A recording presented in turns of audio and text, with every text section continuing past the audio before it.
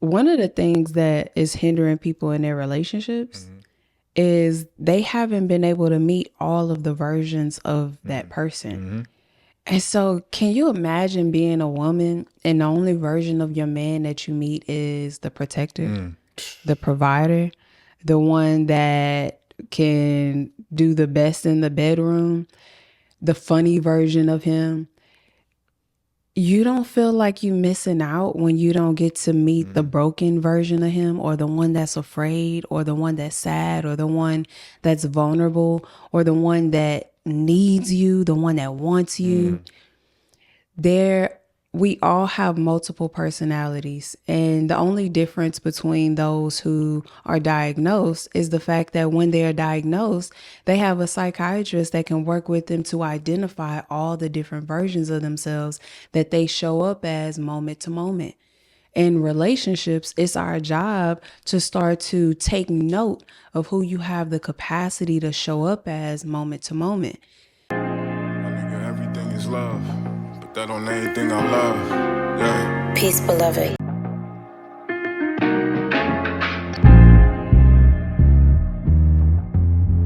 What's up, y'all? Welcome to another episode of God Is Me Again. I am one of your hosts, Candyss Love. What else are you? I am a wife. Who's wife? Yours. Okay.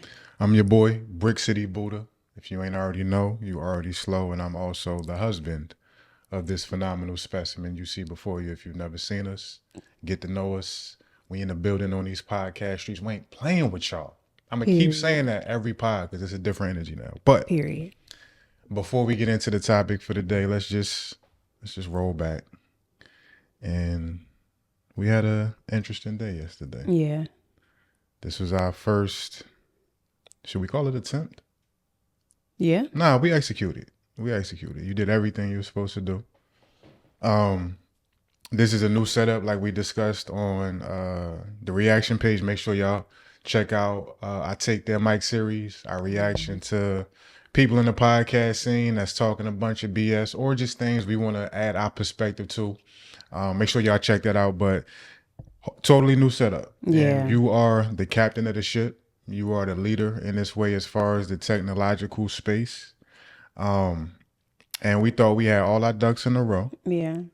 And we had finished what we were supposed to do for yesterday. We was about to go vibe out. It's Saturday. It's Houston. It was a great it's like 82 episode. degrees, not a chemtrail in the sky, right? And we're about to head out, and I see my wife buried in the laptop. I'm like, what's up? We about to leave. You ready? She was like, it's pixelated. And if you somebody that does anything in this type of arena, it's so many different things that could go awry. Yeah. So when you feel like you push your best foot forward and you've done everything you could do and that happens, it can be frustrating. But not only was it frustrating for you, you got emotional about it. You want to talk about that a little bit before we hop in? Yeah, when I put a lot of energy into creating, it's like a lot of energy. It's like all of my life force goes into it, especially if it's something I have to figure out. And these are not small things to figure out. Our setup is the exact same setup that a mega church would use to broadcast their recordings of their sermons. And so even though our setup is what we need for 3 people, it's the exact same setup. That's a lot of work and a lot of energy. Yeah. And I think when our video came out blurry, it was really frustrating. It made me angry. I was disappointed, but ultimately I was really discouraged. Right.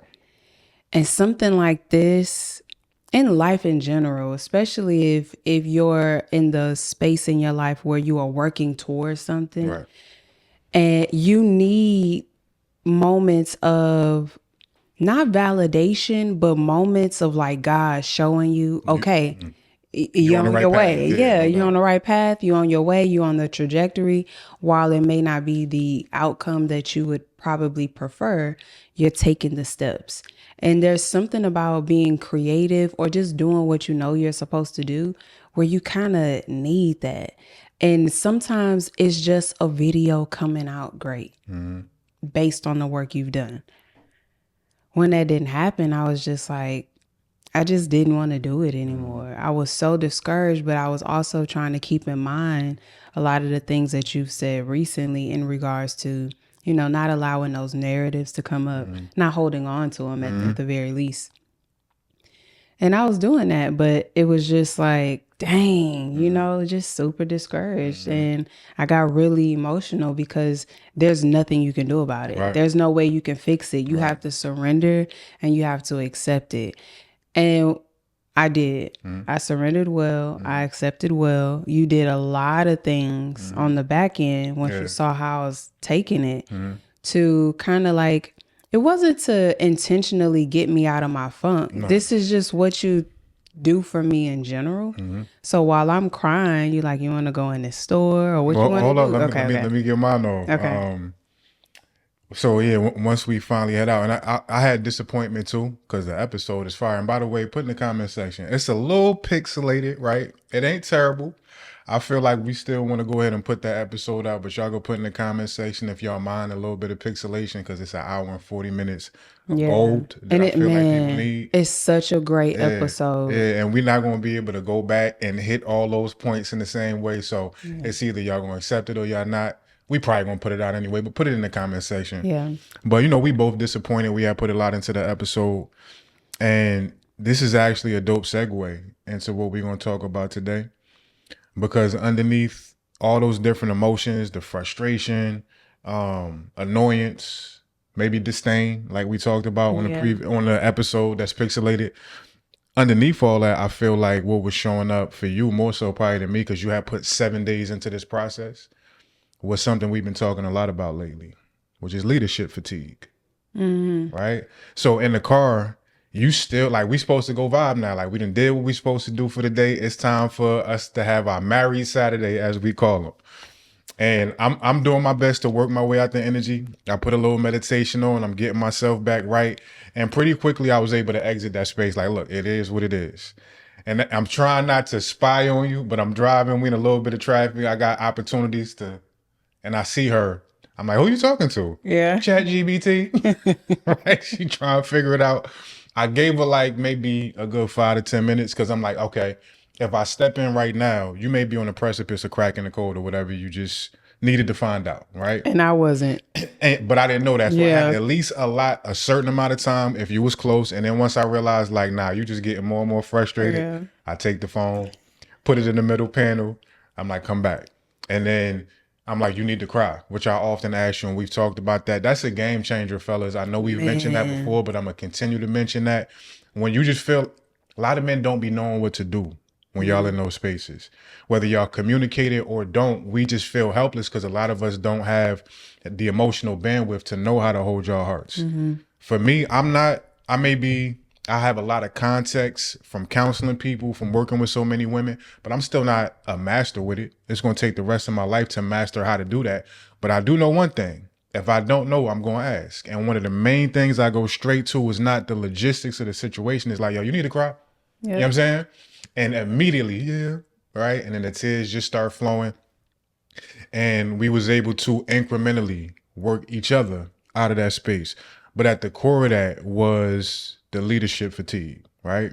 And the topic today, even though this is more so going to be geared towards men receiving in relationships, but it applies both ways because especially in this era of humanity, women and Black women especially, y'all the bosses. Y'all are in positions of leaderships in so many different ways that even though this conversation is going to be geared towards men, I want women to kind of put yourselves in these shoes if you function predominantly in your masculine energy as well, right? So this actually, you got anything? All right. So this actually started with something very simple. I'm from Jersey. I drive a certain way. I also drove for a living for a certain period of my life. I know how to wheel. I'm also from Newark.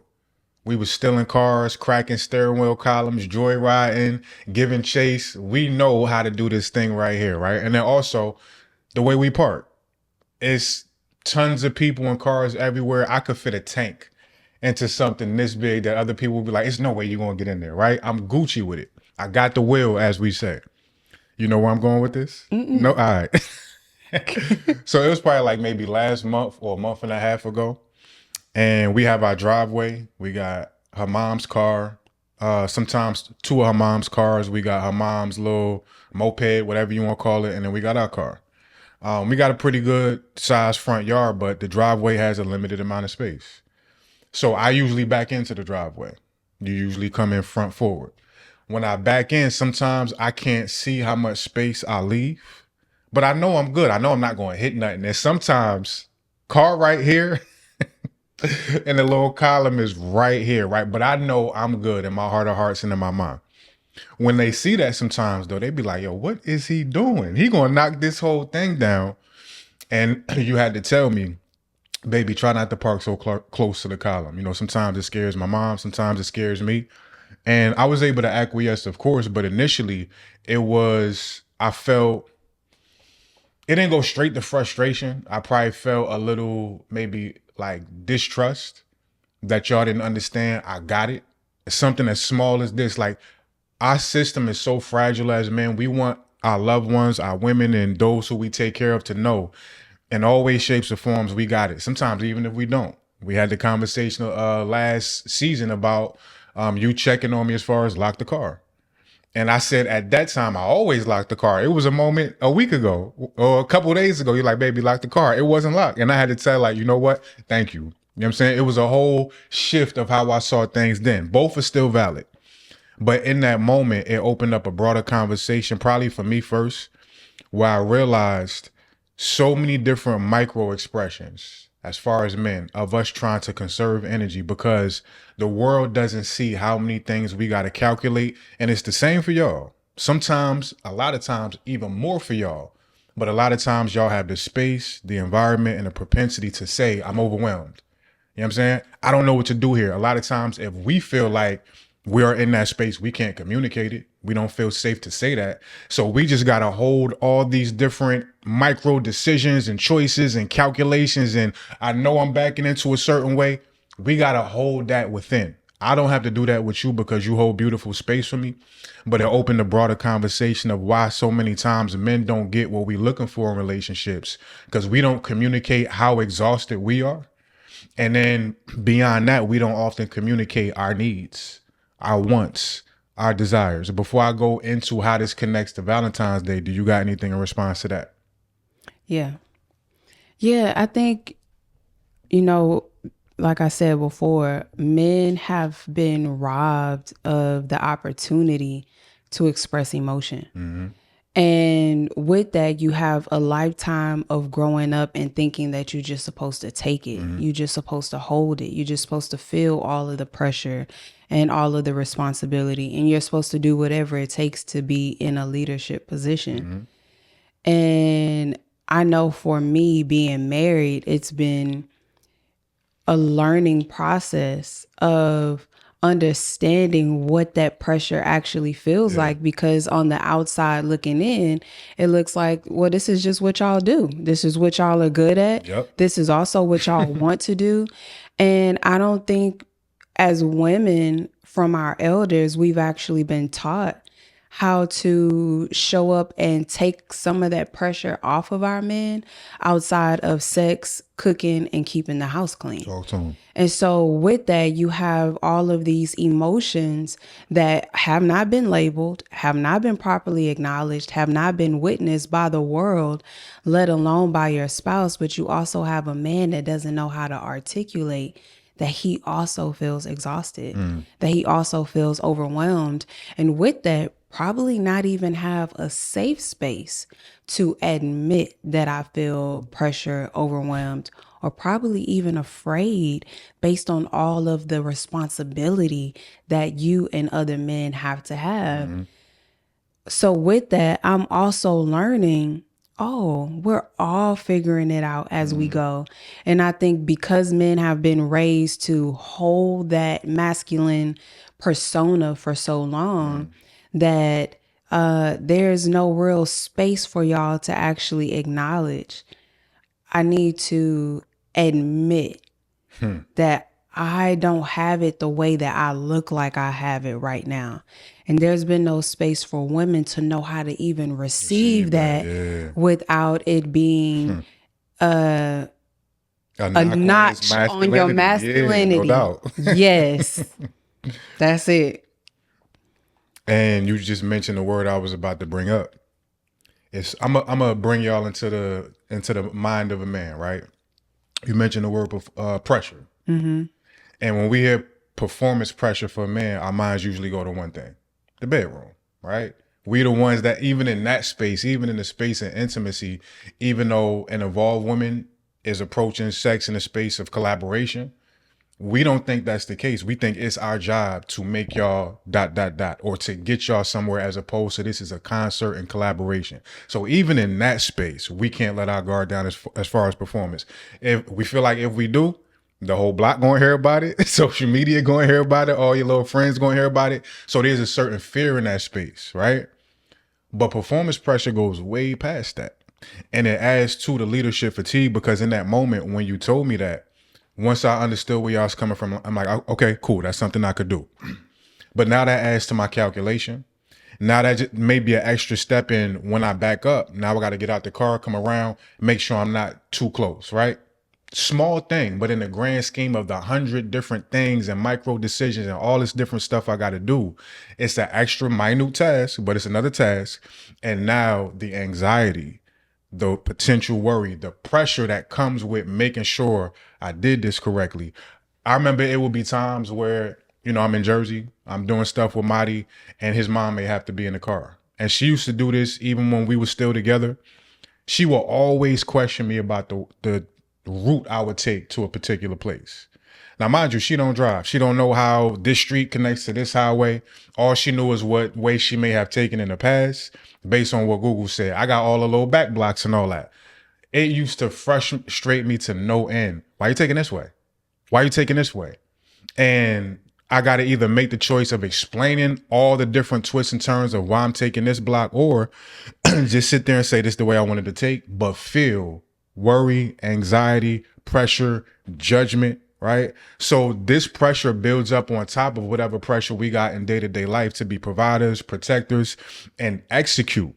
When women may not be able to execute, there is a buffer. Baby, it's okay. I'm in a relationship where I got that too. Of all the men I know and speak to and counsel, I would say a good 90% of them are with good women who don't know how to hold that space of his admission of, I messed this up, I didn't execute, or I don't know how to execute.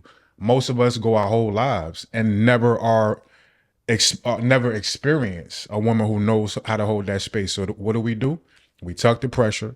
We tuck the fact that there's something that came up too. Why do you need this?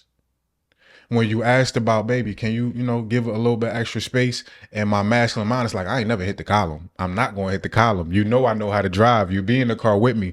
Why do you need this particular thing? Because I know I got to add this to my regimen. And also this is more pressure. You asked me this morning, what you feel? I'm like, I don't know. And then when I started to dig into it more, what did I say I felt? Pressure. I don't even know where it's coming from. I can't even connect it to a certain thing. Mm-hmm. You gave me a list of items that could potentially be contributed, but it's like this blanket of pressure that's over us, a blanket of task, a blanket of the need of execution without the resolve of, if you mess up, it's okay. The world is going to forgive you. Most of us live in environments, families, and communities that don't give us that word that I've often asked you for, and you've gotten tremendously great at, which is grace. Men have often not experienced that. Yeah, man, because I think what stands out to me of everything you said is fear, mm-hmm. criticism, mm-hmm. defensiveness, mm-hmm. because of the amount of criticism when there are mistakes that are made mm-hmm. by men. And then it's like the aspect of, as women, our job is to learn how to hold space for y'all. Mm.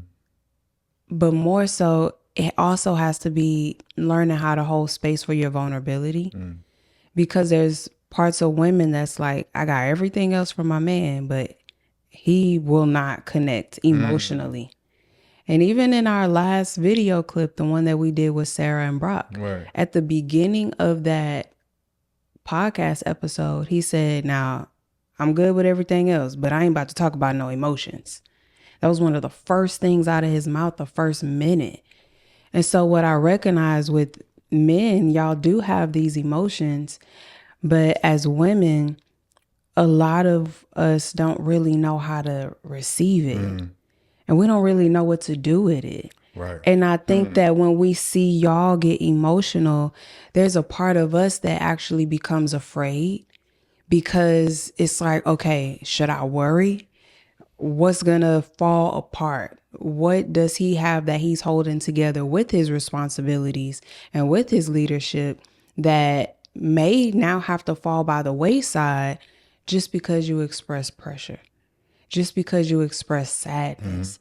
There's something within us that's like, oh shit, like an earthquake just happened, just because y'all express a level of vulnerability. And I think the knee-jerk reaction to an unhealthy woman, an unhealthy mind, or a rigid psyche is, you weak, or stop acting like a bee, or stop being so sensitive. And that is a testament to a woman's insensitivity, but it's also a testament to, she actually doesn't know what to do with your vulnerability.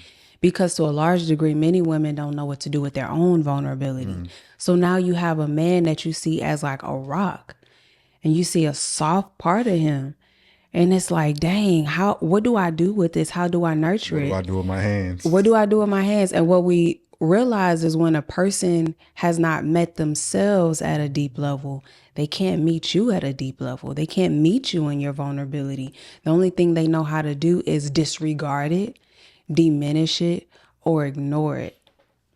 And on the other end of that, exactly what you just said at the end is one side of the spectrum. And then the other extreme is, it's either y'all become afraid or y'all become fixers. There isn't a lot of middle ground in how masterful you always have been, and both of us get better and better each day at knowing how to hold space, knowing when it's time to assist and not fix. But a lot of women have never had the context to know, what does that middle ground look like? To ask the question, baby, what you feel? Right? And for me to first not know, and you don't chase, you allow me to, whatever process I'm going through, to go through it. And it ain't like I was all somber. It was subtle, right? And then when I'm on a chair, you just rubbing my neck. You sure you okay? What you feel? And by that point, I knew what I felt. It was pressure. You introduce potentials of what that pressure could connect to, but I'm like, I still don't even know what that is. So it's like a give and take. It's an ebb and flow. And a lot of times you said something key, and you said this before, and I had it in my notes. You the GOAT when it comes to segues. When we was talking about me needing more help, or me advocating for more help as far as posting. Y'all know the vibes. If y'all know us, we constantly on social media. A huge part of how we're able to promote our offerings to the world is through what we post. And we had a conversation maybe about 2 months ago. And it's completely understandable, because we have different tasks, even though we collaborate on some. You got your corner of creation where you got to do things that I don't have the skill set to be involved in, and then vice versa. So when you in those bags, I know I need to afford some level of understanding and patience. But then it gets to the point where some of these things become time sensitive, and they pressing, and there's money on the line, and we fend for ourselves. We work for God. So we can't rely on a particular paycheck to come every 2 weeks. So when I indicated to you, not just that I need you to post more, that's not how I framed it. You remember what I said? I need you in that way. We was taking a walk, me, Candyss, and Cleo, and I brought it up, and I said, our family needs you in this way, because I know it may seem like just mundane posting, but this is one of our vehicles to be able to continue to have abundance coming into this household. And you completely understood. You ain't get defensive. We had a beautiful conversation based off that. But you said something in that conversation that you probably don't even remember, which correlates to this topic. You said part of it, of why I may not post or be consistent with the posting, you said, I feel so safe with you.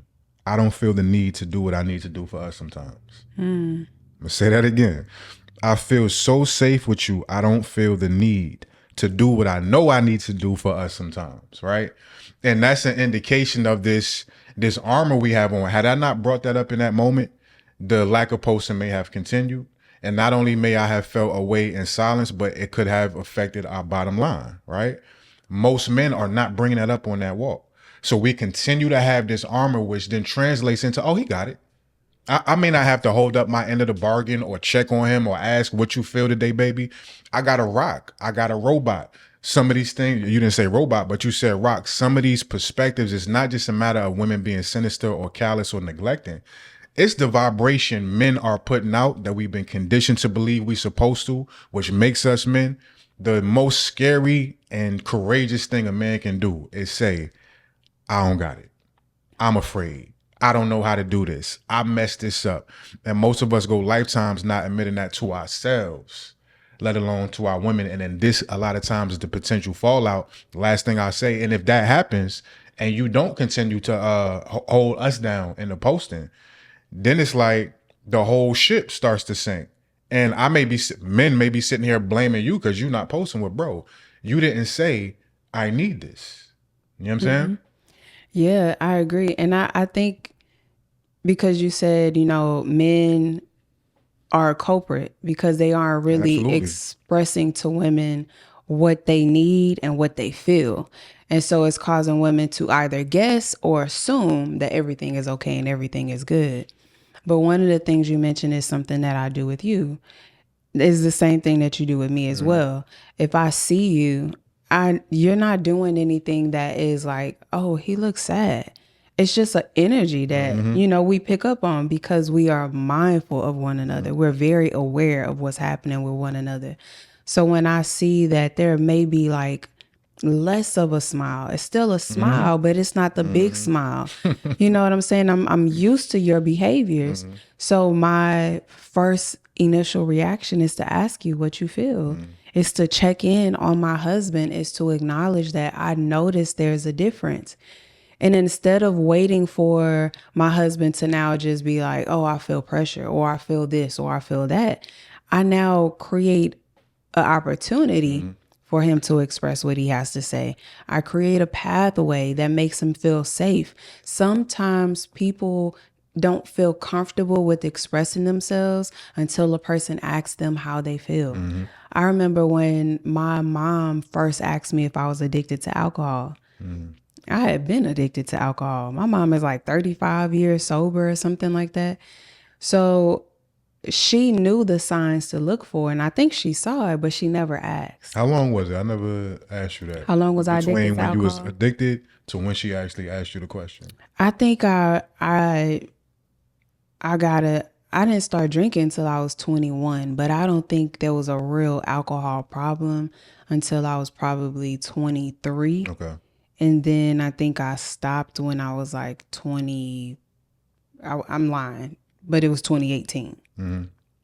So some years, Gotcha. at least 3 years. And when she asked me, it was out the blue. We was just sitting at the table talking. When she asked me, she was like, do you have a drinking problem? And I was like, yes. It was such a relief that I could finally just admit it and say it and be like, yes, I have a drinking problem. I've been waiting for somebody to ask me whatever I have to do. I need all the help. Thank you for asking. And I recognized what that moment opened up for me, because if she wouldn't have asked, I would have never said nothing and I would have kept drinking. I would have never told anybody. So I recognize that with you, when I ask, is to continue opening the door to give you permission to feel safe, to express the vulnerability in what you feel.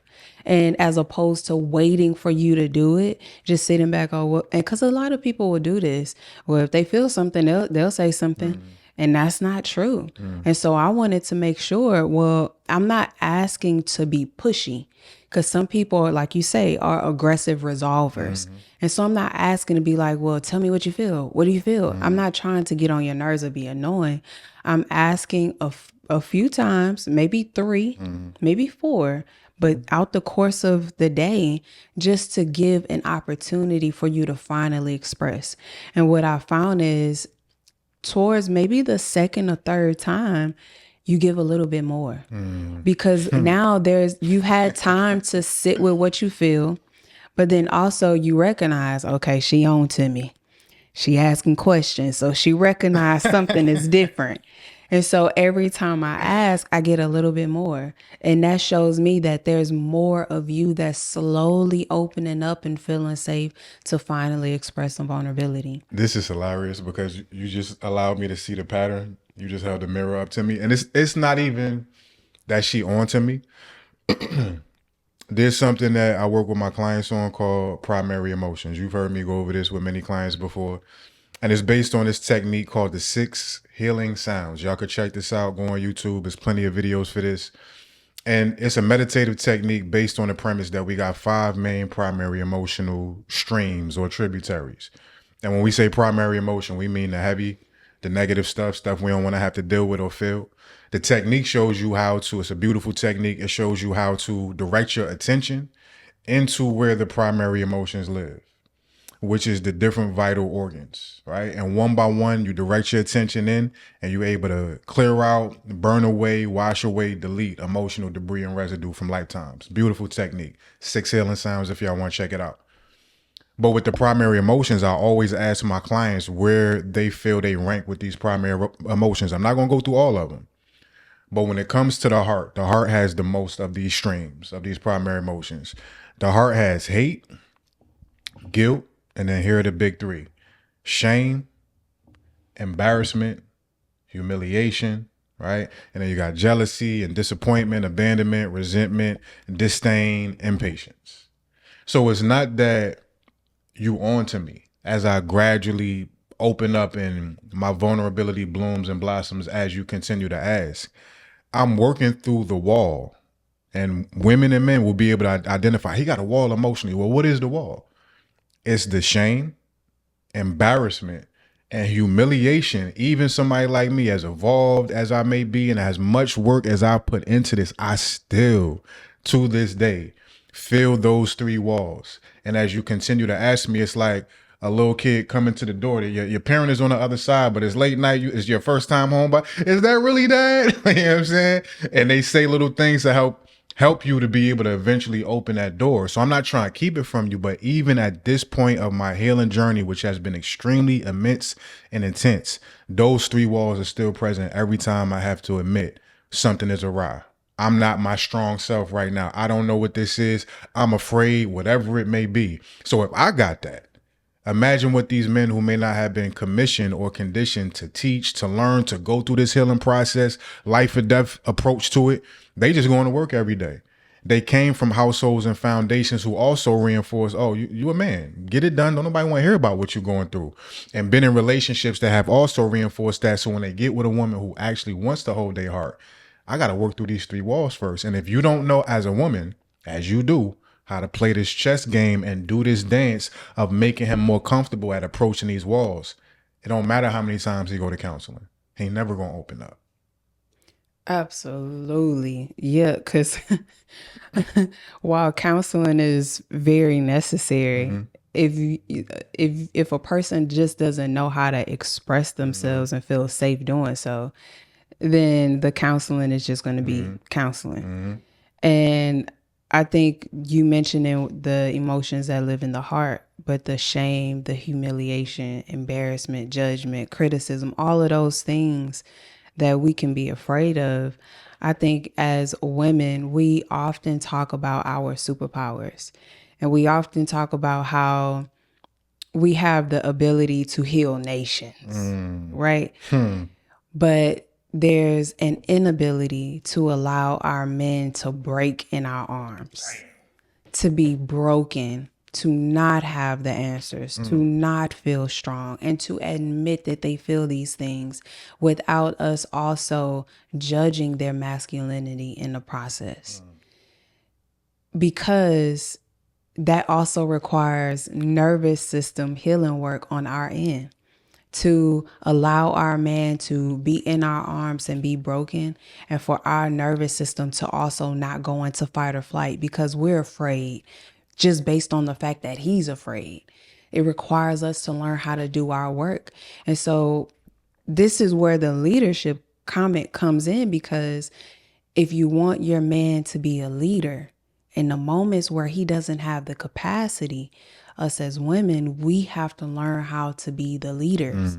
We have to learn how to be in that dance of understanding he don't have it right now. And that don't mean he ain't gonna have it in the next hour, the next week, the next month, the next year. But it means that in this time and in this space, you don't have anybody else to hold you. You don't have anybody else that you can admit this to. You don't have anybody else that's willing to see this part of you without condemning you, because we've already seen this is what society does. They don't want y'all to admit vulnerability. They don't want y'all to admit fear. So if you can't go anywhere else and admit these things, then you have to be able to do it in your relationship with your woman. And if you can't admit these things in the relationship with your woman, the man that the women think that they are about to get, they're going to be real confused and looking real crazy and real dissatisfied, because as women, our job as leaders in our position of leaders is to create the environment to know everything about our man. And to know everything about your man, you have to create an environment that makes him feel safe to expose everything to you and show up with you naked. And there's another nuance to it as you was talking, especially when we talking about black men. Of course, our conversations is for everybody, but in this life cycle, we got this melanin. So there's certain things that are additional nuances when you're talking about black men. We are constantly negatively judged everywhere we go in life. Right? To the degree that if we don't navigate that properly, the result, the consequence could be jail, harm, death, loss of, like, we are playing at extremely high stakes just existing as black men everywhere we go, right? And with that constant criticism that even if it's not happening, there's so much of our world where it is happening, that there's just this running dialogue of, as simple as when we walking down the street, and it may be a elderly woman or a white woman coming across. Most brothers is going to cross the street just because we know what she's probably potentially thinking and what that could result in, right? So when we get with a woman, we got a family, we the head of a household. The only real place where we feel that negative judgment is not happening is our woman and our kids, but predominantly our woman.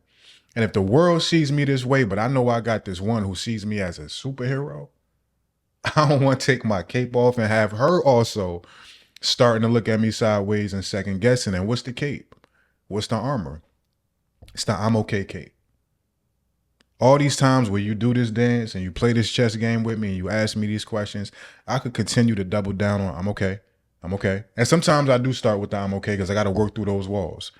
But most men keep that I'm okay cape. And I always reference my brother Michael, who, you know, I was carrying this stuff. It was my first time meeting him. We had just finished with a yoga session in Houston. Hot day. I got mad stuff. It's just women out there, me and him. He ain't even know me like that. He was like, you need help? I'm like, nah, I got it. I'm okay, right? And he like, nah, let me ask you a different way. Do you mind if I take some of those bags from you? Right? And that moment has opened up a beautiful brotherhood and friendship where he's continued to show up in that space and challenge me on taking the cape off, even in the midst of brotherhood. Because like you said, we don't got spaces. Y'all may not feel comfortable with your man, but you got your homegirls, your sisters, your cousins, your bald-headed auntie, your mom, all these different sister circles. You got all these different instances where y'all can kind of get y'all clip off. We got bros, but we don't want them to look at us sideways or want them to feel like we ain't got it. And it's actually, I realized recently in a friendship with a brother that, just kind of fizzled out. I'm not going to name no names, but he literally asked me when we was trying to work through some of our dissension and kind of getting disconnected over the last year or so. And I was letting him know that I didn't feel my energy was being reciprocated, but I didn't say it, right? And in that, I realized that it was that same thing showing up even in the arena of my brotherhood. I don't have a lot of like brothers. I got a lot of men who depend on me. We do business together, but as far as you my bro and you don't need nothing from me and vice versa, I don't got many of those. So I realized I didn't bring up how I felt because of some of those walls. And then on top of that, I was able to let him know, like, because he asked me this question. He's like, bro, like, I don't really know that much about you outside of the, the dope moments we share. But like, do you vent? Because I'm in a position where, one, I got my wife. If I need to vent, I'm going to vent to you, but I'm going to go to God first. So most of my issues, I know how to get through them without rehashing the story and complaining. I don't really do that. But when he said that, I understood that could potentially be a blind spot for me, and even the arena of brotherhood, because my brothers don't know what's going on with me. They don't know what I'm going through. And there is a middle ground between just venting and complaining and you my bro. If you asking me how I'm doing, I'm going to give you the tidbit on what happened with my baby moms or whatever it is, not because I need you to get me through this experience, but it's the connectivity of our bond. My brother Michael has literally unconsciously, and we had a whole conversation where I thoroughly thanked him for that once I realized this, where he's my training ground to know how to even be vulnerable in the space of brotherhood. And these brothers ain't dependent on me like my wife is. And I'm still low-key having that resistance to do it in that space. So that's so on point that we really don't have spaces anywhere to let the guard down and take the cape off. Yeah, man, that's really big. I don't really even have much to that, but recognizing that it also follows you into your friendships is really big because it's a muscle. It's a practice. Learning how to open up and allow a person to see you. I know for the longest, a large part of the reason why I was single for the amount of years I was because I didn't want to allow a person to really see me. I didn't even think that if a person saw me for real, they would actually accept me. And so I was okay with just being by myself because I'm like, hey, I want to cry when I want to cry. I don't want to have to like cry a little bit because you around.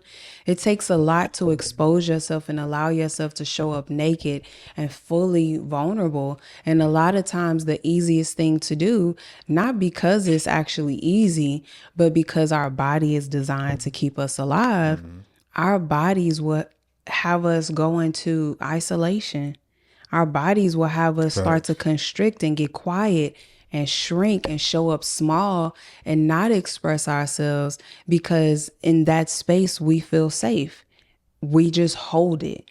And so to recognize that it's even difficult for men to open up to their friends is a real sign of like what y'all are working through in real time and how it's actually showing up in behaviors. And one more piece of that, and then we're going to segue into how this factors into how women can nurture men. Part of why I didn't express the lack of reciprocity I felt was also not wanting to interfere with his process. This is an individual that got a lot of stuff going on, is blossoming, is blooming in a lot of ways, and it's like, I ain't trying to add another bag. Just like I talked about in the beginning, oh, this is another task I got to worry about as far as not parking too close. I understand what that is for other men. So it's like, if somebody gonna feel away, and it wasn't like, I don't like you no more, nothing like that. It's just like, my feelings a little hurt, you know what I'm saying? But if somebody gonna deal with it, I'll hold it to myself and not add another task to your bag because I understand what that leadership fatigue is. But in segueing into the interpersonal relationship between men and women, being that this is the case and men are often so defunct in these ways, we don't know how to express and advocate for what we want from y'all to feel nurtured. We'll complain she don't do this, that, and the third, and men got to do all this stuff. And what do we get back? What does she? That's really what's under what does she bring to the table conversation. We're not asking for y'all to necessarily pay bills and jump through hoops of fire. We're really more so asking for reciprocity. But we aren't seeing what's underneath that is, bro, you don't ask for reciprocity. You don't express your needs because of this cape you won't take off. So this actually came up, this correlates to Valentine's Day. And to lay the context, since we've been together, all the and I love it. It ain't like, it's when I say it's on me, it's not a ball and chain type of thing or a task. I love creating ways to see you smile. Outside of Valentine's Day, we do this bi-weekly. But Valentine's Day is special, and I always want to make it special. So this is the first time where I realized I wanted that in return this time. And you was at the computer. Mind you, we was going to New York. We were supposed to handle some business out there. It just happened to line up that we get to spend Valentine's Day in New York, right? But I remember you was at the computer, and we was having a random conversation about something. I guess it correlated somewhat, but I just blurted out, yeah, Valentine's Day on you this year. And I didn't realize how abrasive it probably came across, which actually factors into something else I wanted to bring up. And then I want to ask you how you felt.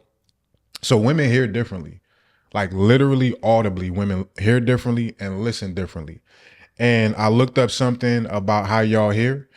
Y'all have a +2 decibel sensitivity as far as noise, meaning y'all have a more expansive ear, and what could seem monotone and regular to me, to you may feel like screaming.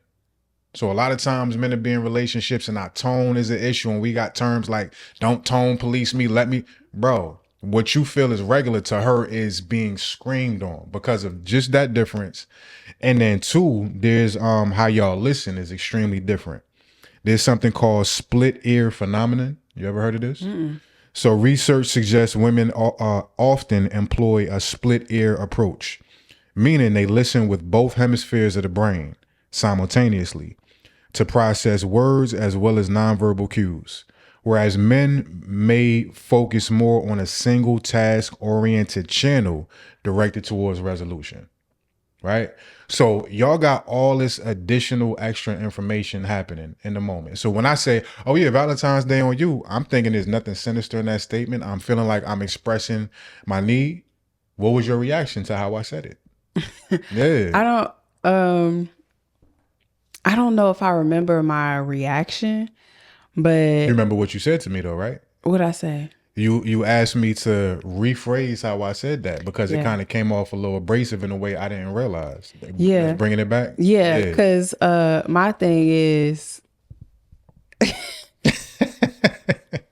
Don't be telling me what to do. nobody. I know.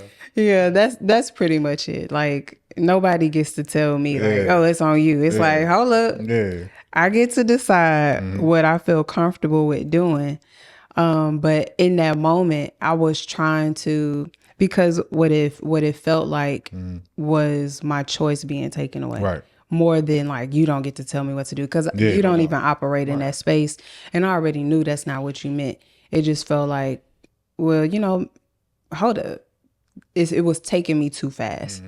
But when I was able to, in that moment, ask for what I needed, which was more of an understanding of what you meant, what you wanted, what you needed, and what you were trying to express.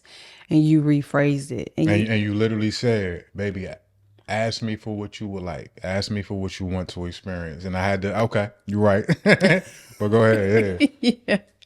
Yeah. And then you rephrased it and you were just like, I would like to experience, me getting certain love for Valentine's Day. Like I would like to experience Valentine's Day being about me.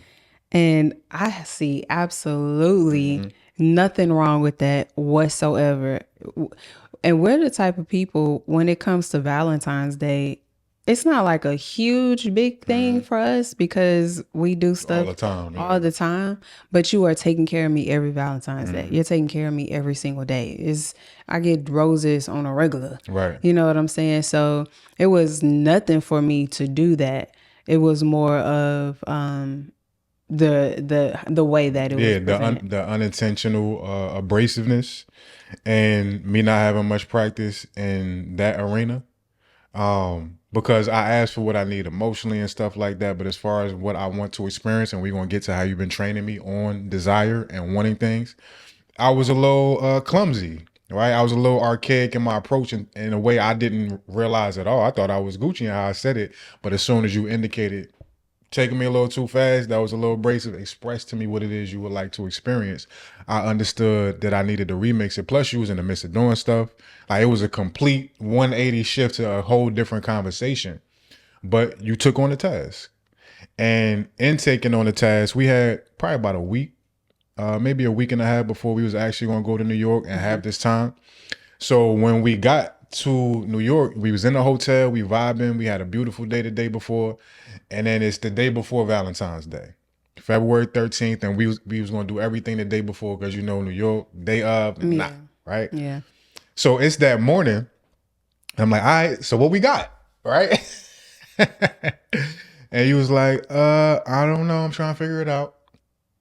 My little bubble was burst. Not because I didn't think we was gonna do nothing, but I know the masculine linear calculation it takes to pull off what the world may see as romance, and I've talked about this before, things I do for you that sometimes we may post some of, women to be in the comment section, this is what I want. I want a man to show up for me like this. This is romance. But on my end, it's more so planning and calculation that leads to the potential of a moment that once we get there, you got the smile on your face, our melanins is glowing, we take the picture of the video, and it's like, oh, but it was all number crunching on the way to that, right? I'm used to that. Men are pretty much used to that. In that moment, you hadn't had that experience. So you wasn't used to that. And it turned into frustration, feeling probably pressure on your part. I'm not going to speak for you. I'm going to let you get your stuff off. But it highlighted in that moment what my lack of asking specifically for what I need and allowing myself to want certain things. It left you in a space where you hadn't had the proper practice to know what a moment like that was going to take. Before I go further, what you got in response to that? I'm good. You good? Yep. So that turned into probably about 2 hours. I'm sitting there posting, getting our stuff together, but you had to like really figure out how to navigate. You didn't know the distance between certain spaces, what lined up. So I also had to step in and help. I had to look up potential spots. I had to send you a list of certain things, which part of me felt the way about. But the other part understood she don't know that this is what this takes. You're not really used to New York like that. You don't know what's going on. So I was able to very quickly and easily bypass that part of myself that felt like I shouldn't have to do this. She should have this plan. No problem. I send you the stuff and then you figure out a beautiful, one of the best days I've ever had curated for me by a woman ever. And from one spot to the next spot, and we was able to collaborate on distance and all that, I just felt so seen and nurtured and taken care of and accounted for and creatively and intentionally considered. You definitely could have got the draws that night, but we had already did our thing the night prior. But we were both able to see different sides of the spectrum. You was able to see how to nurture me specifically in those types of environments, but how beyond you, so many women never get that opportunity.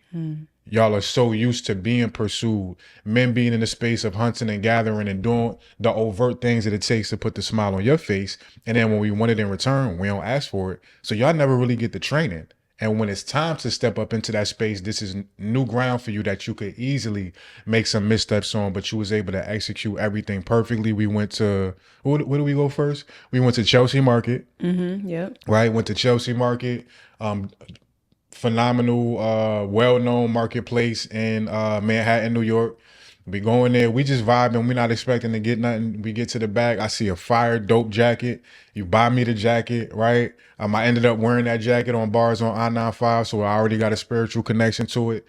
After that, we went to get something to eat. We went to Planter Queen in New York. We in the car doing a little full review, parked on the side of the road. We just vibing. And then you took me over to Summit. And I didn't know what we was going to do, but when we came down to the subway where you had to go in at, there's mad people down there. I'm like, yo, what you got up your sleeve? This was last minute. Like, how you execute all this? But it was something that took you up to like the 95th floor to be able to overlook New York. And they got the spiritual music, the vibes, the feng shui. It was just a phenomenal experience. I had a moment with my mom where I was able to connect to my mom. You said something to me because we've been doing decrees. I'm gonna get to that after you speak. But we made a decree, and your decree was that I want to decree whenever it's our time to go, that we'll be able to do so in each other's arms, whoever goes first. And it just brought impermanence and my mom and all. And I just sat there and had a dope ass release all through what you had curated for that day on the fly, your first time really going to this degree of creative consideration. Yeah. And I think when we got to the hotel, because I was actually dreading having to tell you. That's why I waited to the last minute, because I was still looking for stuff. But I was like, I can't figure out nothing to do, because everything that I found in New York was like touristy type stuff. It wasn't anything that I felt you would want to do being away from home, because like a massage, we can do that at home. Like, what screams New York Valentine's Day but something that you haven't experienced? So I was overthinking it and doing my best not to like bring you into it. But when I told you, I felt your disappointment. But it wasn't like it wasn't like you were upset. It was like a little kid that you promised you were gonna take to Disney World. Six Flags or Disney Yeah. World, and then you reneged. And it was like, no, I'm a renegger. I felt so bad. You was like, I can't remember what you said, but I was just very I just felt your Yeah. disappointment. I was on that phone. I was trying to figure it out. I was like, oh hell no, I done ruined Valentine's Day. I felt so bad. But I understood. You had finally, and you do a good job at asking for what you need, but you had never asked for to To experience a that degree, Valentine's Day. no Yeah. doubt. So I was just like, dang, he's actually acknowledged something that he wants, and I'm struggling. And so when I told you, you gave me some feedback on like things that you would like to do, and I was like, really? Like I thought that you were looking for something. Grandiose. Yeah, and you was like, nah, I'm good with a massage. And I was like, oh, I'm the one overthinking this. But then once I recognize I'm struggling, I'm like, I don't know nothing about New York. Right. When I plan to go on trips, I'm planning in national parks. Right. You know, what the drive will look like. I'm not really planning in a city that I don't know anything about. And so you gave me some insight. Where do you want to eat? And try to find things that are nearby. That helped so much. But once I was able to figure out where we're going, I was really excited because I knew you were going to love it.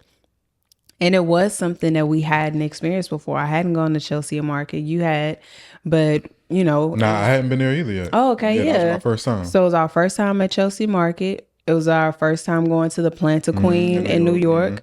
And then it was our first time going to that. Summit. Yeah, to the summit. And we had a really good time. And it was such a romantic experience, how we were connecting and how much fun we had. And we really just gave ourselves permission to explore and adventure.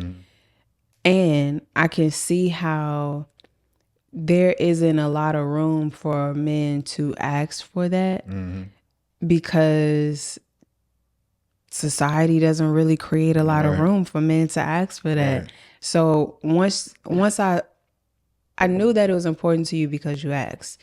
But once I saw the disappointment on your face when I didn't have it together yet, I really saw how important it was to you. And I don't really think a lot of women get the opportunity to see what's important to their men in regards to what makes them feel loved and seen and acknowledged and special.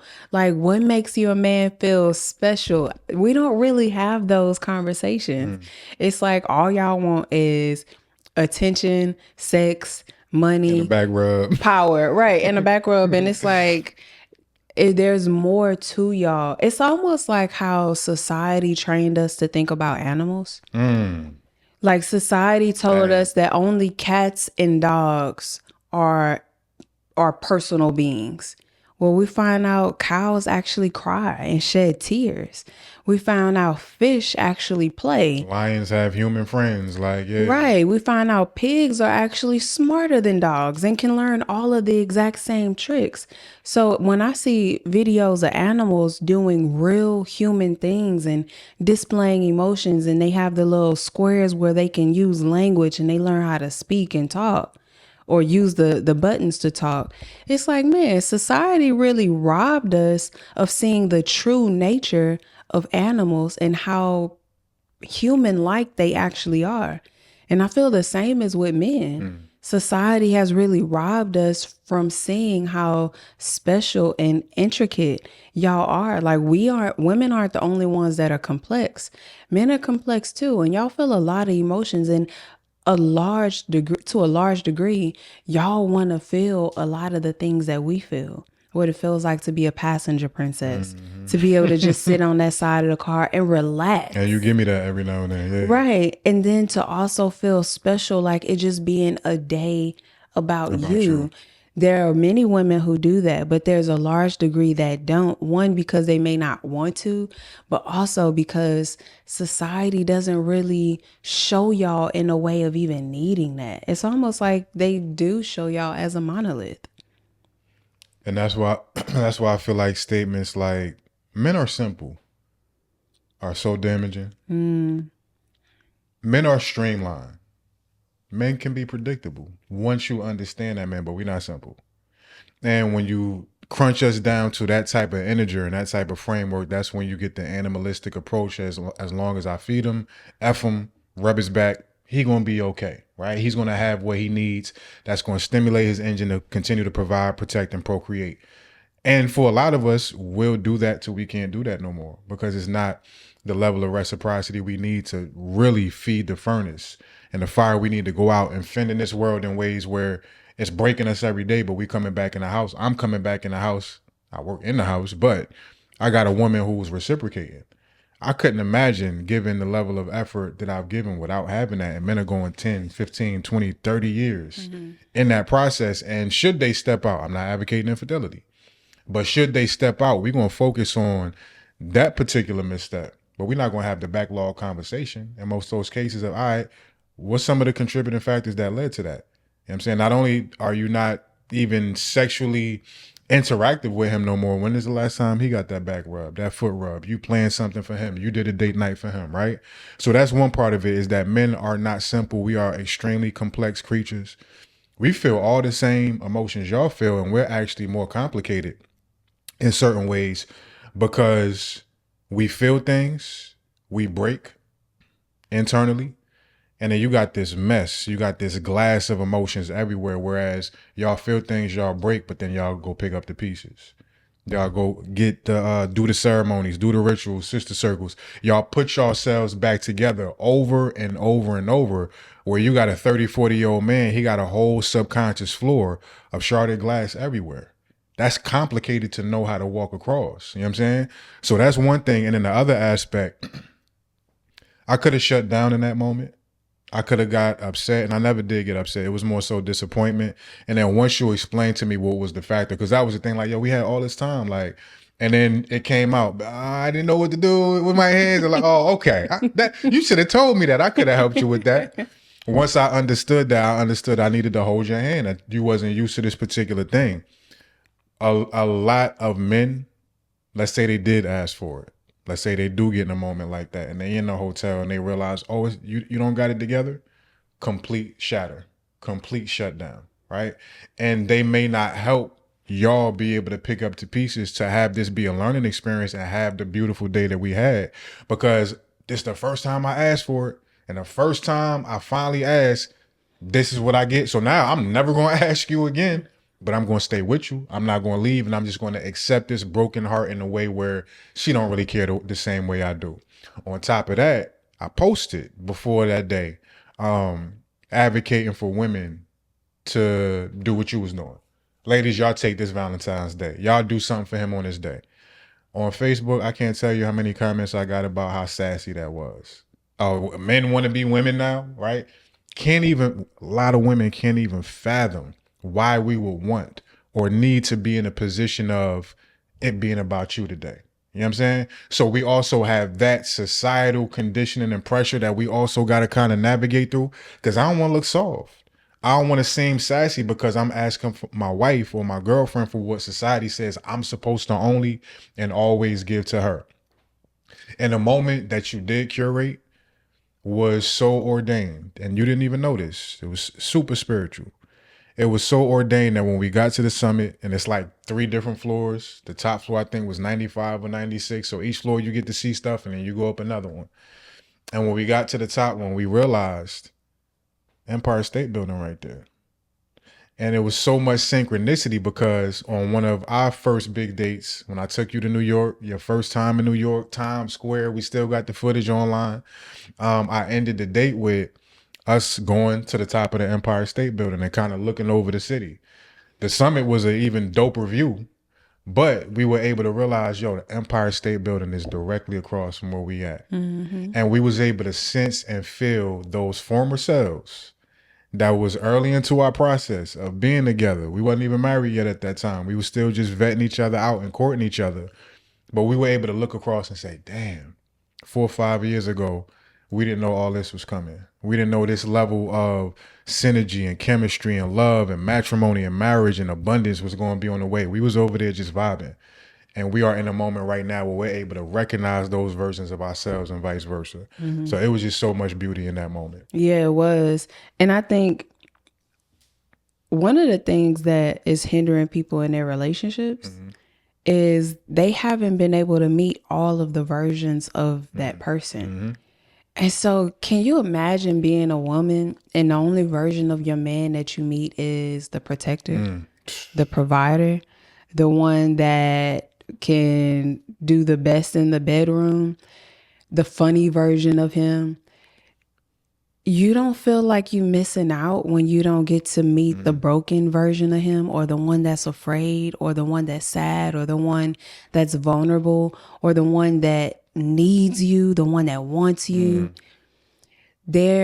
We all have multiple personalities, and the only difference between those who are diagnosed is the fact that when they are diagnosed, they have a psychiatrist that can work with them to identify all the different versions of themselves that they show up as moment to moment.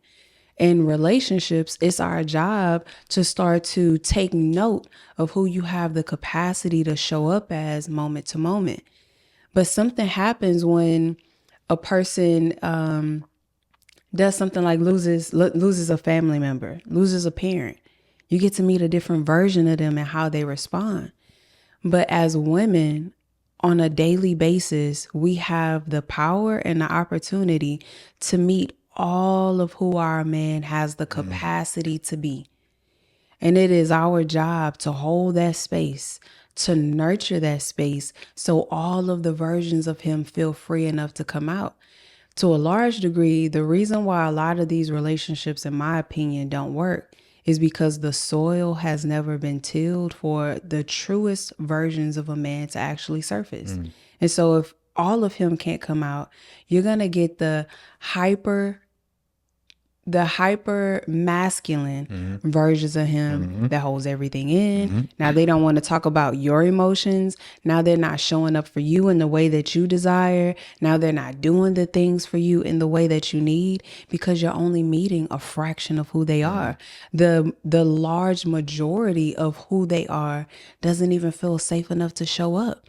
So in that, you can only get a rock. And you're looking for this man that you can relate to, that you can love, that can show emotion, that can love you back. But we haven't really created the space for all of him to actually show up. And that requires us to be in our feminine essence and create the path. Once again, you're the unintentional segue queen. Okay. Because this correlates to the last part of what I wanted to talk about today. Hypermasculine. And I just asked you yesterday. We went back and forth. What's some of your favorite little ways I show up for you? What was your answer again? I got you. So okay. I said that my first favorite way is when you always like are right there when I feel something. And that could be big, but it could be the smallest thing. I could be crying about the smallest thing and you really be present. But I love when you put me cold water in the freezer. And I'll be sitting at the table working or something, and he'll come and he'll just put the water right in front of me, or he'll just hand it to me and it's like ice cold. And it's always the moments where I'm so thirsty and dehydrated. And there'll be moments where it's just a regular day and I'm like, I'm so thirsty. He like, oh, you ain't looking in the freezer? Your water's in there waiting for you.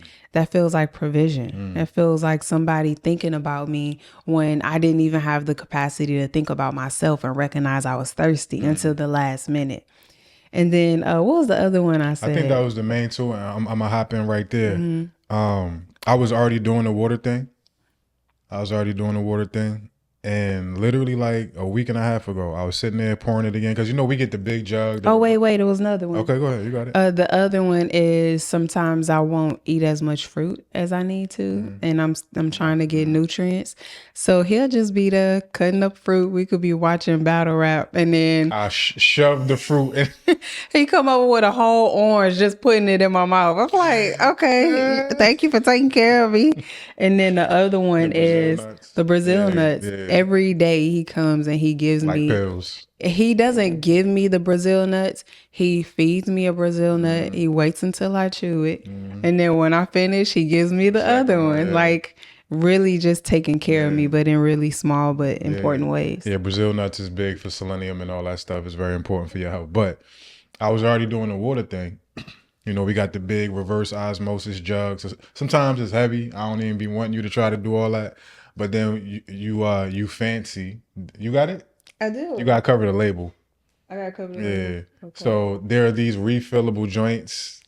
This is a good brand, but you know, we can't say the brand, but you're able to refill it and it gets things cold really fast. Yeah. So once I got those and I realized how much you like those, like a week and a half ago, I was sitting there pouring some water for you in that. I'm like, I need to be more responsible with her water intake. I want to have her, just like you don't never have to touch a doorknob, I don't want her to pour her own water no more. It's I know there's some men that's going to watch this. See, that's that simp ish I be talking about, bro. When you got one like I got one, you looking for ways to be a simp. I know that's right. So those things, and I got mine that you do for me when you rub my little peasy head. Yeah, every night. When you literally every night. I got my day for massage. Today is a massage day for me. I just gave her one the other day. But when I'm about to go to sleep, we're not talking about a long time. You know it's going to be 2 minutes tops before I'm knocked out. But every night she'll rub my head to sleep. And then how much she care, how much you care. Hold on. How much you care about if I enjoy my food or not. Yes. And I'm not just talking about when we at the restaurant, you know, man don't get what he ordered and women is going off. She'll do that too. Mm-hmm. But if I get home or I make something and it's not good, she'd be so concerned. You want me to go get you something else? You want to go back out? You want me to call them and complain? And these, even though they little things, they can feel, especially to a man, I speak on behalf of men, they can feel so good and satiating that these are sometimes the things that block us from asking for the big ones. Like, can you do that Valentine's Day? And this brings up the conversation of how you have been a leader and training me to function in the arena of desire. I'm not even talking sexual. And just being able to allow myself as a man, also as a spiritualist, who has existed in the last 10 years of my life and seeing the beauty and the magic that can come from not wanting. Just let God do what he's going to do. You do your best. And like Kendrick said, how I'm rewarded, that's God's decision. I functioned in that space very effectively for the last 10 years. But we had a conversation about almost a month ago where we was talking about abundance and you was talking about what you wanted to experience and why you do your vision boards. It actually came from the fact that I was writing some of my session notes, my counseling session notes in your notebooks. And I'm like, there's notebooks. Why? There's notebooks all around the house. Why you tripping? He was like, nah, baby, the energy of some of my dreams and stuff is in there. I don't want that to collide with your sessions, which of course I understood. But that led to the conversation of you kind of holding up the mirror and saying, maybe it's the season that you're supposed to be able to want. Maybe some of the hindrances and blockages in the abundance and experience we able to have because we do well in life. It's a lot more that you have been allowing yourself to say, no, I want to do this, that, and the third. I wasn't doing that. And that was kind of choking out the energy of your unbridled feminine creativity and desire that we know brings loads of abundance into our family structure and into our communities. Y'all create worlds just off thought and imagination. I was kind of blocking some of that because I wasn't allowing myself to want, partially out of respect of what the past 10 years of not wanting has done, but probably some fear in there of, all right, what if I start wanting again and now I got to be disappointed and things is not coming through. So we had that whole conversation, which led to a whole ceremony we did. And we went to the park and I had looked up the word decree, and decree is more so making a declaration with authority, commanding the universe as opposed to asking. And we wrote out a whole list of, I think, 11 decrees that we was making about our lives in unison. And we did a whole ceremony out of it. And from that day, every single day, we do our morning decree. And at night, we do moments of gratitude before we fall asleep. And we've already been watching it pay off. The day we did it, I'm like, I decree a parking spot at one of the main busiest parks in Houston. There's never no parking there, parking spot right there, right? When we was in the summit thing, we just vibing and talking to the workers one after another, just handing us, here's some free drink tickets, here's some free photo tickets, just showering us with stuff. So we already starting to see micro aspects of those dividends pay off.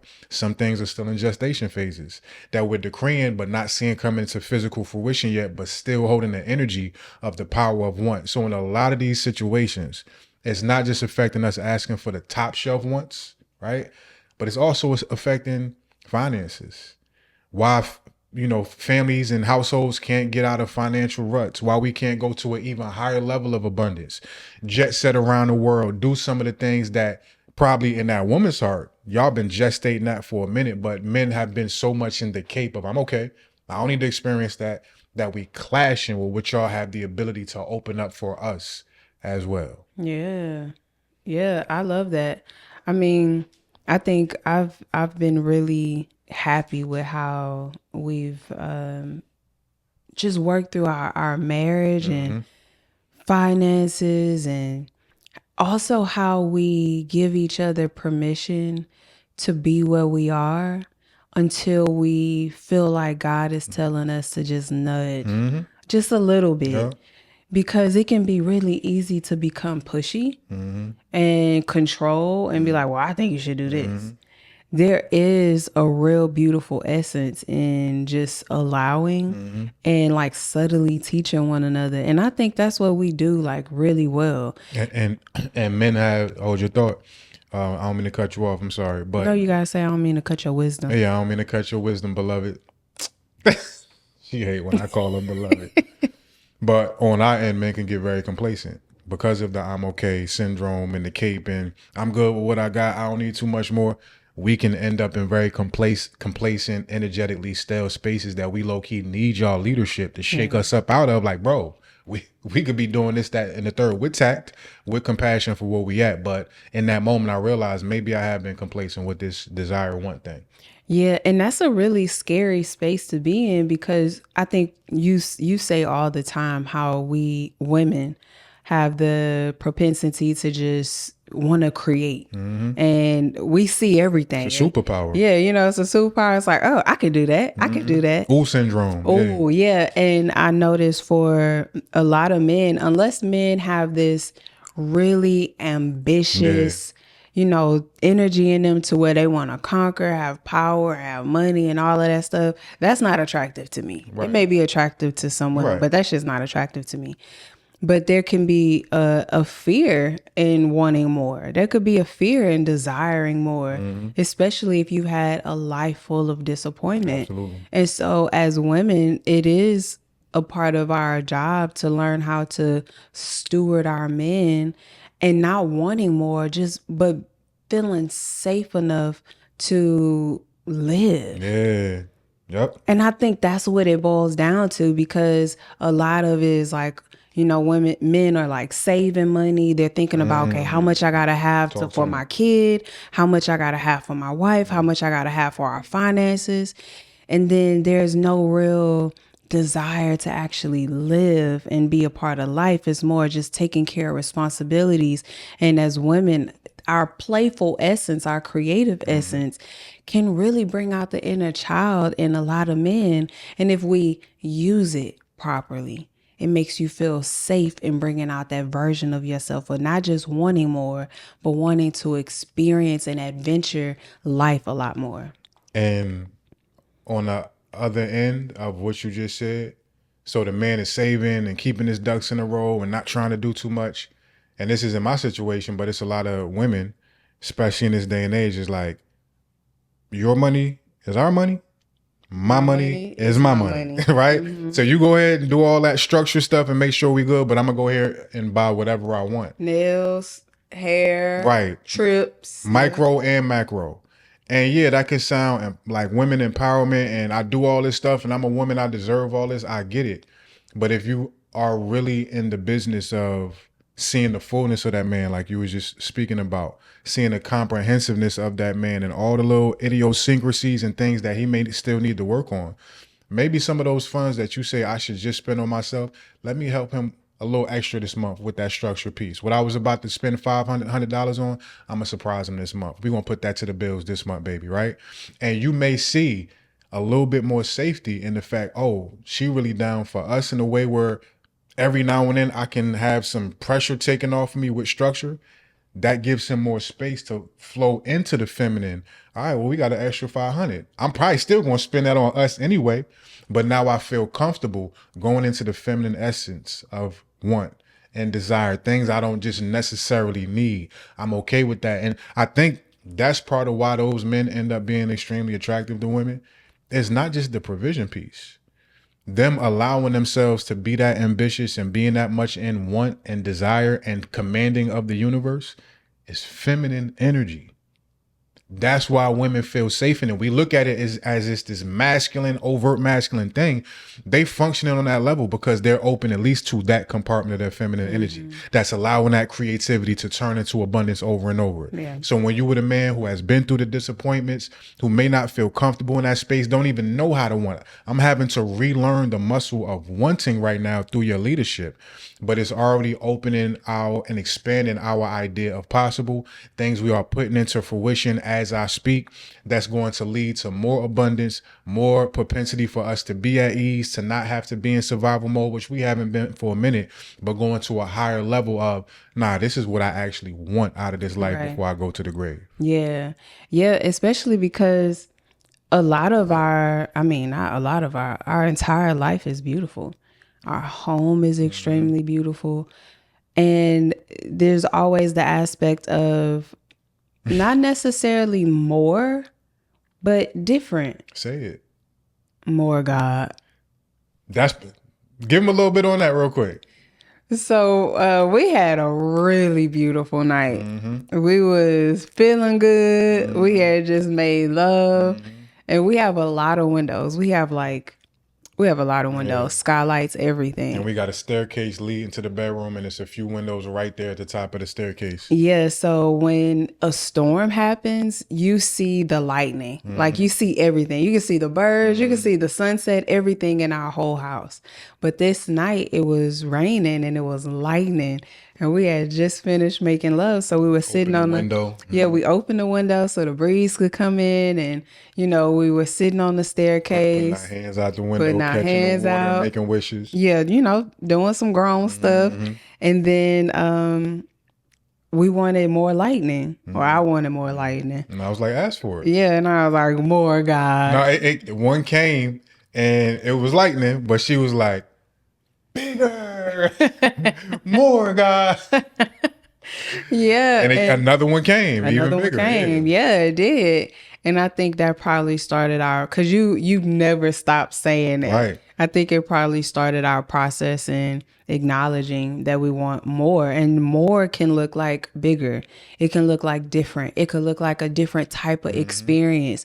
And it doesn't have to look like trips to Dubai. Right. It can look like trips within the same state, but just a different experience. Right. But some people are so content in life that they aren't even paying attention to their experiences or what makes them happy or what makes them feel like a little kid or have extreme amounts of joy and bliss.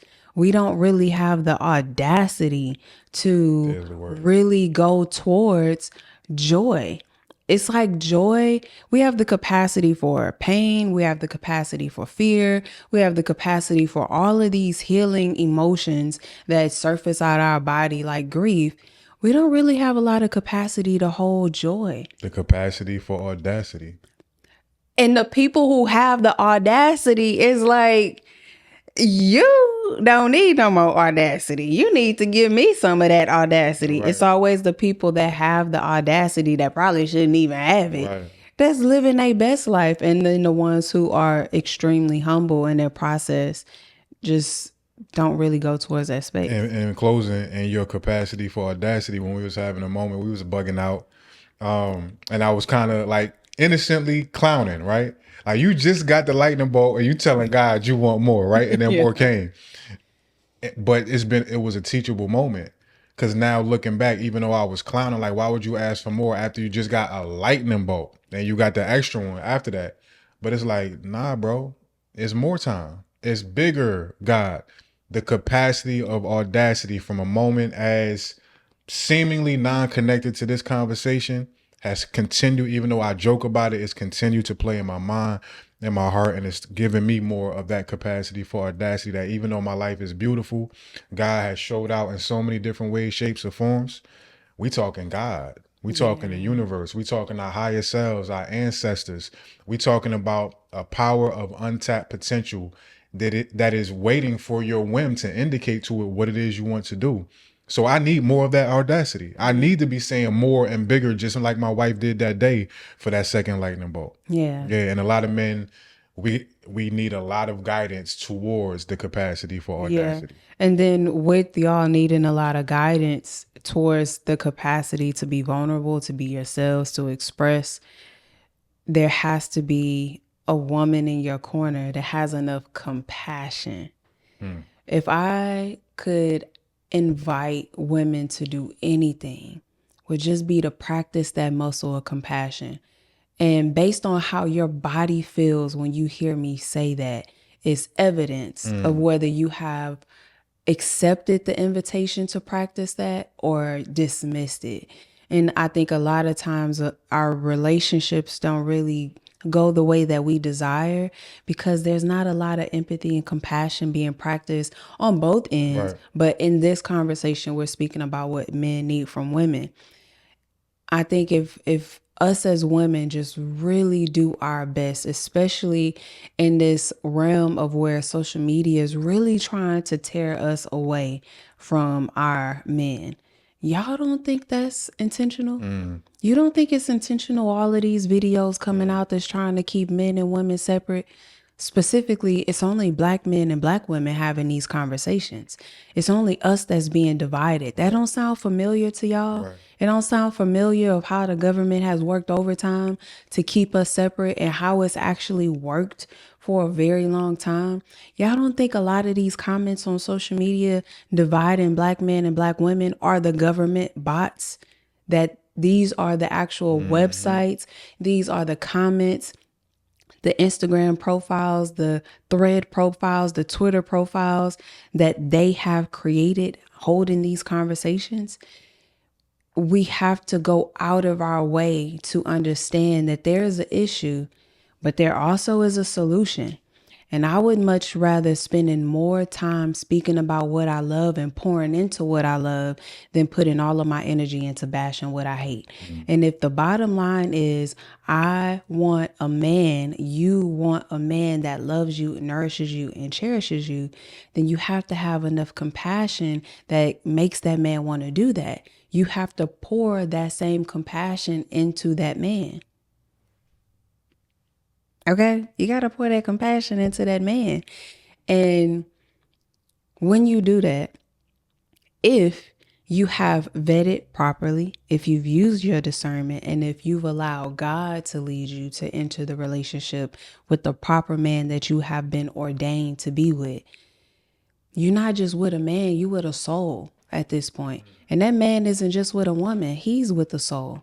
And it is your duty to nurture that soul and to protect that soul and to honor that soul as if it is God in front of you. God takes many forms, many shapes.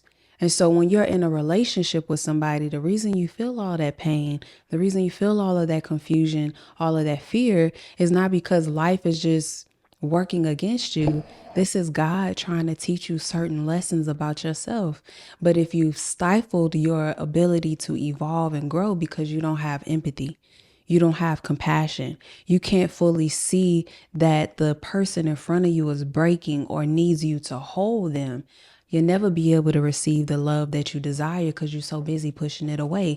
You don't have the capacity to hold love within your body. Love has to have compassion. It has to have empathy. And we are in a space to where men are in a deficit. of compassion and empathy. And I'm not talking about the toxic men that y'all like to defend under the comments when we have these healthy conversations. I'm not speaking about toxic men. I'm speaking about healthy men that deserve to have compassion, that deserve to have empathy. And I would say that if you've actually done the right healing work, then you would only be entertaining healthy men. That means that you have somebody, or should have somebody, that you want to pour into. We can't ask all of these things of men to give to us, to pour into us, and us just not have the willingness to do the same in return. Come on, Pastor. Come on, Deaconess. And it's Sunday today. I ain't got nothing else. That's how you put the... Help me help y'all.